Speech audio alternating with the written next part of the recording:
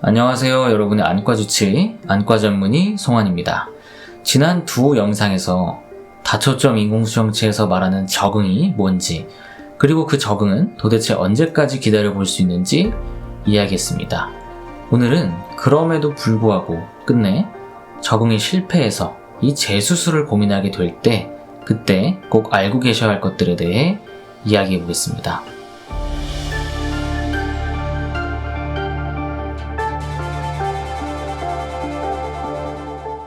사실 국내에서 다초점 인공수정체 사용이 확 늘어난 시기를 떠올려 보면 대략 2020년에서 2022년 사이였던 것 같습니다. 아무래도 실손 보험 영향이 컸겠죠. 그 이후로 노안백내장 수술에 대한 인식도 많이 생겼고, 그만큼 안타깝게도 불만족스러운 결과로 이 재수술을 고민하는 분들도 점점 늘어나고 있습니다. 이 해외에서는 다초점 인공수정체를 훨씬 오래전부터 꽤 많이 써왔기 때문에 이런 재수술과 관련된 연구들도 많이 나와 있습니다.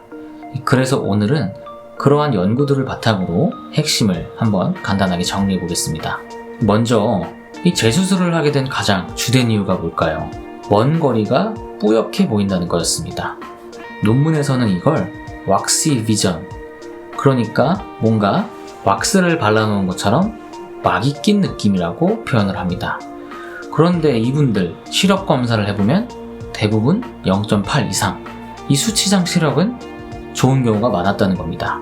즉, 시력이 나쁜 게 아니라 시력의 퀄리티가 불만이었던 겁니다. 같은 1.0이라도 선명하지 않고 뭔가 어둡고 뭔가 답답한 느낌, 이게 다초점 렌즈에서 가장 흔한 불만이죠. 이 다초점 인공수정체는 크게 나누면 이 회전형과 굴절형이 있습니다. 재수술로 제거된 렌즈의 대부분은 회전형이었어요. 여러분이 많이 들어보신 이 파놉틱스, 오디세이, 지메트릭, 시너지, 이런 렌즈들이 전부 회전형입니다. 아무래도 회전형이 가까운 거리 시력이 좋기 때문에 많이 사용될 수밖에도 없어요. 자, 그럼 다초점을 빼고 단초점으로 바꾸면 과연 결과는 좋았을까요? 결론부터 말씀드리면 불편했던 증상들은 많이 좋아졌습니다. 이 먼 거리가 뿌옇게 보이던 느낌, 빛 번짐 같은 증상들은 확실히 줄어들었어요. 그런데 문제는 그 다음입니다. 이 다초점을 단초점으로 교체한 뒤 당연히 먼 거리 시력의 퀄리티는 좋아졌지만 그 대신 이 가까운 거리의 시력은 떨어졌고 결국 돋보기를 다시 써야 했습니다. 즉, 얻는 게 있으면 잃는 것도 있었겠죠. 그래서 연구진들이 아주 직설적인 질문을 합니다. 만약 재수술 전으로 다시 돌아갈 수 있다면 그 재수술을 하시겠습니까? 아니면 그냥 다초점 렌즈에 넣고 살던 시절로 살겠습니까? 그랬더니 77%가 재수술을 하지 않고 그냥 다초점으로 살겠다라고 대답을 했습니다. 이 다초점이 불편해서 단초점으로 재수술을 했는데 막상 살아보니 또 다른 불편이 생겨서 괜히 수술했네 라는 느낌이 들었다는 거죠. 아마 이유는 이거일 겁니다. 애초에 다초점을 선택한 가장 큰 이유가 이 돋보기 없이 생활하고 싶어서였는데 결국 다시 돋보기를 써야 하니까 그 괴리감이 컸던 거죠. 이 결과가 연구진들이 한 가지를 더 하게 해봅니다. 그럼 단초점 말고 다른 다초점으로 바꾸면 어떨지. 그래서 회전형이 불편했던 사람에게는 굴절형을, 굴절형이 불편했던 사람에게는 회전형 타입의 다초점으로 교체를 해봤습니다. 그리고 단초점으로 교체를 한 그룹과 만족도를 비교를 했어요. 결과는 다초점에서 다른 다초점으로 바꾼 그룹이 만족도가 훨씬 높았다는 겁니다.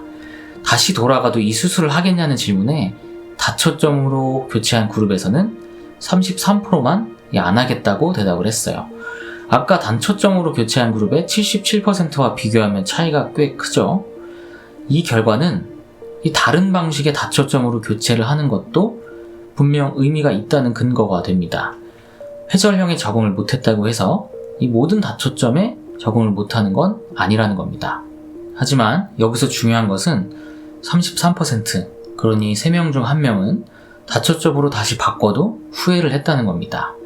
이걸 보면 이 재수술이라는 선택은 항상 아주 신중해야 한다는 것을 다시 한번 느끼게 됩니다.